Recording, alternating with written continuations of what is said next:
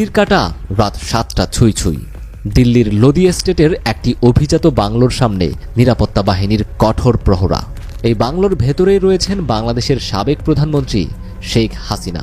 গণ অভ্যুত্থানের মুখে ক্ষমতাচ্যুত হয়ে 5 আগস্ট তিনি ভারতে আশ্রয় নিয়েছেন।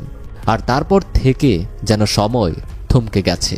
অন্যদিকে ঢাকায় ফেব্রুয়ারির সন্ধ্যা যেন স্বস্তি দিচ্ছে না কূটনৈতিকদের।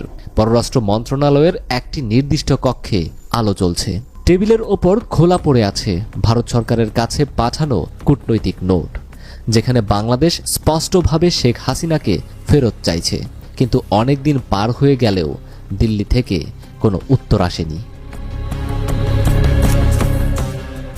দ্য ডিপ্লোম্যাট এর এক বিশ্লেষণী প্রতিবেদনে বলা হয়েছে, বাংলাদেশ সরকার ভারতের কাছে প্রত্যর্পণের আনুষ্ঠানিক অনুরোধ পাঠিয়েছে, যার সঙ্গে গ্রেপ্তারি পরোয়ানা ও বিচারিক কার্যক্রমের দলিল সংযুক্ত করা হয়েছে। পররাষ্ট্র মন্ত্রণালয়ের মুখপাত্র মোহাম্মদ রফিকুল আলম জানিয়েছেন, প্রয়োজনে ভারতকে অনুসন্ধানী দল পাঠিয়ে সমস্ত প্রক্রিয়া সহজ করা হবে। প্রত্যর্পণ চুক্তির আওতায় আমরা আইনি পদক্ষেপ নিয়েছি। 2013 সালে বাংলাদেশ ও ভারতের মধ্যে প্রত্যর্পণ চুক্তি স্বাক্ষরিত হয়, যা 2016 সালে সংশোধন করা হয়।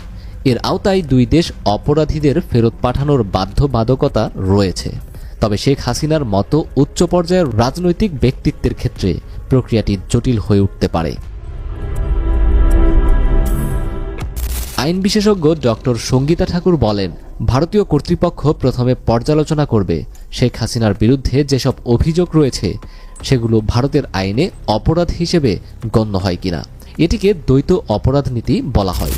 এছাড়া রাজনৈতিক, সামরিক বা ধর্মীয় কারণে কাউকে ফেরত পাঠানো যাবে কিনা সেটিও বিবেচনা করা হবে।